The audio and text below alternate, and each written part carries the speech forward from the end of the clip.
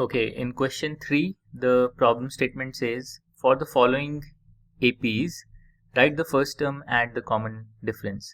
So we are given 4 APs, and for each of these APs we have to write the first term and the common difference. So this is actually a very straightforward problem. Let's start from part 1. So in part 1, the AP is 3, 1, minus 1 and minus 3. So the first term is clearly 3. So A is equal to 3, and then to calculate D we can take the difference of any term from the preceding term. So for example, to go from 3 to 1 we need to make a jump of minus 2, or the other way to think about this is 1 minus 3 is equal to minus 2. Similarly, minus 1 is minus 2, and minus 3 minus 1 is also minus 2. So D is equal to minus 2.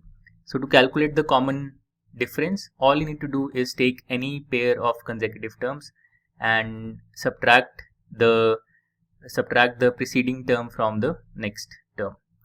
Okay, now let's do part 2. So in part 2, the progression is minus 5, minus 1, 3, 7 and so on. So the first term is clearly minus 5, so A is equal to minus 5. And now to find D, we can take, let's say, this first pair of terms and we can subtract minus 5 from minus 1, or if you want, you can take any other pair also. So for example, if you take 3 and 7, you can subtract 3 from 7, and in each case you will get D is equal to 4. So in the second part, the first term is minus 5 and the common difference is 4.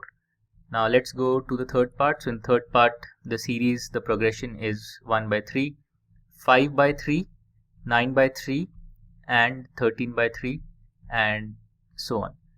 So the first term is 1 by 3, so A is equal to 1 by 3, and to find the common difference, let's take this first pair of terms and subtract 1 by 3 from 5 by 3, so that will give us 4 by 3. So the common difference in this case is 4 by 3. And now let's go to the last part. So in the last part, the progression is 0.6, 1.7, 2.8, 3.9 and so on. So the first term is 0.6, so A is equal to 0.6, and now to find the common difference, let's take this pair of terms and let's subtract 1.7 from 2.8, so we will get 1.1. So the common difference D is equal to 1.1. And with that, all 4 parts of this problem are done.